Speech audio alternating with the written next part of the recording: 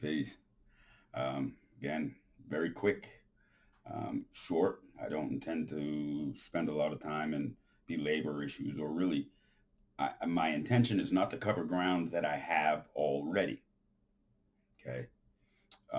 My intention is to very clearly speak to, again, those things that are not being highlighted in the narrative, those things unsaid that are very important. The problem is this: we begin with what we call, or what we consider, a truism, right? And then from there, we begin to build upon those so-called truisms and try to come to a conclusion or an answer that is appropriate or functional. The problem is, if you never question whether or not you've begun with a true premise, then everything that you possibly come to as a conclusion must be faulty, right? So it is not acceptable for us to accept anything as a truism and simply build on that, right? Because again, our efforts will fall short. Okay, they cannot possibly work if you do not start with a very clear and true definition first. Okay, so the question really in my mind, one of the easiest litmus by which to measure the worth or value of any ideology or any forward plan or any movement or any leadership, right? There's kind of a very simple way of measuring, excuse me, what they say. Um, and the easy question to ask is, will you die without it? Will you die without it? Right? And why is that the litmus? Why is it the litmus? Will you die without it? Because a plan to get education, and then with that education do something, right, assumes that food, clothing, shelter, water, healthcare, security, and services are always going to be there. They're covered. That's an assumption that that is taken care of, right? So you assume life is assured into the next 24, 48 hours, 5 years, or as long as it's going to take for you to get educated, right? So you've gone past your primal need. You have gone completely past your primal need to arrive at the idea that the way to solve your problem permanently does not involve addressing the primal need, right? So we speak education. Is education an answer? No. Is wealth creation and building a business? Look, I'm not saying that wealth creation isn't necessary. I'm not saying that it's not something that deserves our attention. My mother said to me, tomorrow's not promised, but it always seems to show up. So I'm not saying that it's not worth attention. What I'm saying is, if you go past your primal need, then what you are doing is resigning yourself to slavery. It sounds, hey, kind of gets close to what that crazy dude said, right? Kanye, slavery is a choice. Well, if you go past primal need as the very first problem to be solved, then what you must do necessarily is assume that somebody else is going to manage that responsibility for you while your plans materialize. So again, let's measure every plan, every movement. Let's measure every leader, everyone. I'm never exempting myself. When I speak, I'm not saying you. I'm not pointing a finger. I don't do that, I don't point a finger and say you do this or you say that or you're wrong. I'm not that dude. I'm not that dude. You know what I'm saying? I made enough mistakes in my life. I've done enough wrong in my life so that there ain't no way in the world I could ever say, I could never be a judge. The first time I judge, somebody can say, well, what you did. Oh, you're damn right. I sure did. I sure did. Right? I'm not a judge. And I'm not saying you. I'm saying we. Right? We uh, develop these plans that are, again, predicated upon a faulty premise to begin with. If we first believe that that the essential elements to our survival are simply assured, right? If we simply assume that they are assured, then our planning for the future is predicated upon being a slave. If you think that voting is your answer, okay? If you think that voting is your answer, first of all, again, I mean, I think I don't want to cover ground that I did, and I think I probably did already, but um, if a child molester wrote down a journal for you and told you this is how you should live, would you follow that journal? Would you take the words that a child molester wrote and pattern your life after their writings? No. Well, the Constitution's written by a child molester. And so we're involved in this system. And the fact is, for us to be involved in this system in some way must mean that we believe the ends justifies the means. We have absolved the nation of all atrocity and come to the conclusion that the best that we can do is, it's almost insanity to say it.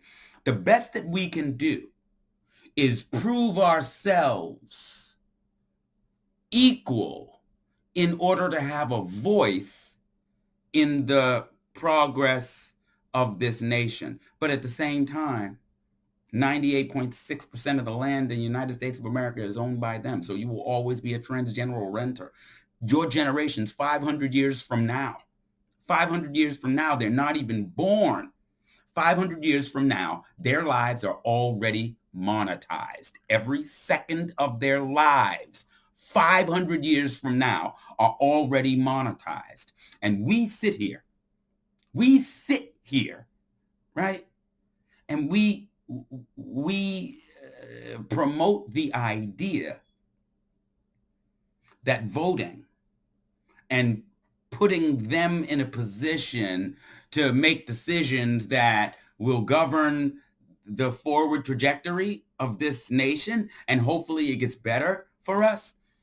Again, in order for us as a people to actually believe that, then you must believe that the ends justify the means, as they have removed the humanity from your grandmother and your grandmothers going back 20 generations, as they have minimized the impact and the natural law violated in breeding every single 13-year-old girl for 275 years without skipping one human. They have, in fact, validated in your mind that that's normal.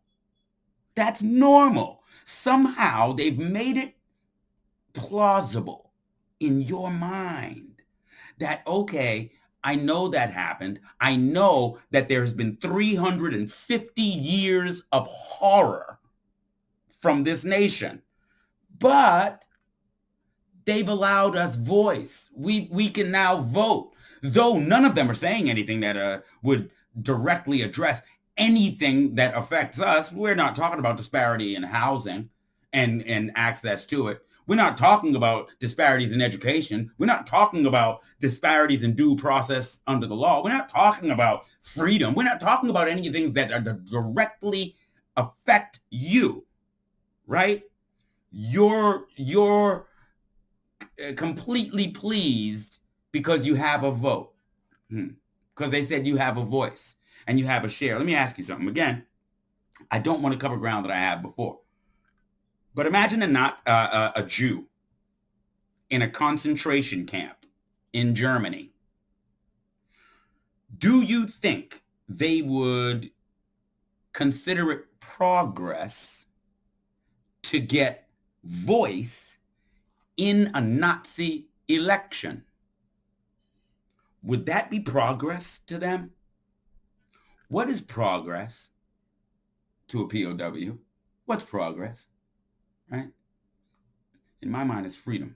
How do you get freedom? Can we educate ourselves to freedom? Can we vote our way to freedom? Can we petition? Can we wait for reparations? Let me tell you something. The way that you build and the way in life, there's a lesson. In Vietnam. The soldiers, the Vietnamese, when the American soldiers moved, they would run and they would pick up the trash. See, the United States was the technological superior in that conflict. The Vietnamese people didn't have anything, right? And what they would do is they would go pick up the trash from the American soldiers, and they would pick up their cans and their rations and all those different things. And they would stuff them with gunpowder and bricks and rocks and nuts and things like this. And they used those to defend themselves in their countries. And so I highlight that because I say what that means is you find the people that used what they had available to them. So you standing there waiting for reparations. Well, what happens if the coronavirus lays waste to the local community where you live? How long can you survive? Power goes out. No more water in the store. No more food in the store.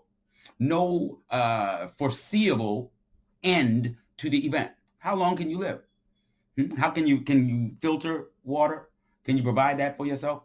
So again, we go back to the litmus. Will you die without it? So any leader, any movement, any group, anyone telling you anything is a priority, voting, any of that, right? Will you die without it? And if it is not a thing that you will die without, then what you are doing is, again, you are assuming somebody is going to carry your weight. You're assuming someone somewhere is about to carry your weight. Okay? That's a problem. And for us as a people, that's no way to advance into the future. If you actually were interested in solving the problem for yourself permanently, for yourself, for your people, for your family, for your community, if you were actually considering solving the problem permanently, you would first solve the problem that faced a human being 3 million years ago in any area of the planet Earth, which is food, clothing, shelter, water, healthcare, and security. It's very simple. It's primal. These are the things that keep you alive. If you cannot stay alive, your dreams and fantasies of having a war and a revolution, they are predicated on whoever's feeding you. You'll have a revolution as long as your enemy provides you food. You'll have a revolution as long as your enemy provides you ammunition. That's not much of a revolution, right? So if you go past the primal need, everything that you say past that fails. There's no way you could possibly succeed, right? This is what Marcus Garvey said. I'm saying, like, we act like we don't hear these things. We didn't read these things. He said any leadership that teaches you to depend upon another race is a leadership that will enslave you. That means the water coming into your house. You need to be able to control your own water. You need to be able to filter your own water. That means the power coming to your house. You need to be able to control your own power and make it from any source. It means the food that you consume, you need to be able to produce it for yourself and not allow anyone to be able to cut it off. There should be nothing, if you are a man and you call yourself a man, there should be nothing that any other man on the planet Earth can withhold from you and your family and cause the insolvency of your group. Period. I mean, period. No man should ever be able to cut anything off of us. And it directly affect how long we can survive. No one should. Freedom. Nothing else. 15 minutes, I did it.